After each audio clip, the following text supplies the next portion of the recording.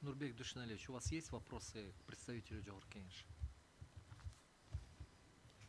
Вот то, что он прочитал, единственное, с чем я могу согласиться, так это с тем, что когда там указывается, что суд сначала должен узнать, удостовериться в том, что все стороны извещены надлежащим образом, что и только после этого проводить судебный. Вот с этим только со всем остальным я не согласен. То, что он говорит. Вы об этом можете сказать Можно вопрос? в заключительной речи, это будет потом.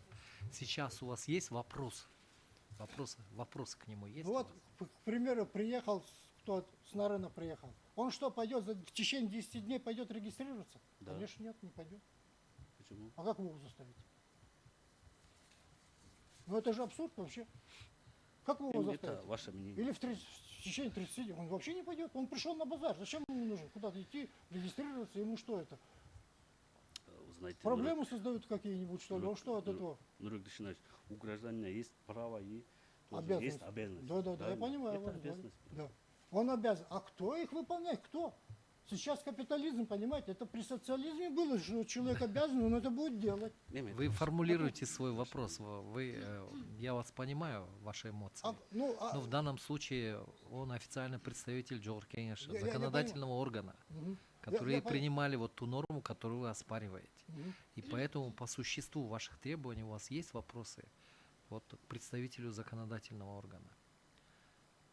Ну, я не знаю, вот... Он я ответил он ответил, что каждый гражданин обязан, Обязан, да, обязан. независимо с Нарына приехал, откуда, он обязан зарегистрироваться, чтобы государство в случае необходимости Могло его найти, да.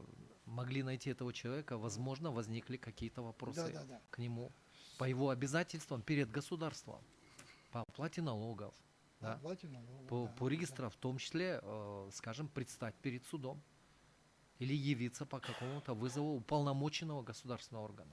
Вот он именно об этих вещах говорит, понимаете? Он еще говорит об апелляции. Об апелляции я уже говорил. Апелляция это вообще это волокита. То есть годами идут. С 13 года, сейчас 26, уже 12 лет суды идут. Ну, И у вас это есть другой право, вопрос. да. Это другой вопрос. Это другой вопрос. У них, я говорю, что он сейчас зачитал, я единственное, с чем согласен, это что суд обязан полностью узнать, что все, кто надлежащему точно извещены, он точно об этом знает, и только после этого начинает судебный процесс. Вот только с этим я согласен. С остальным совсем я не согласен.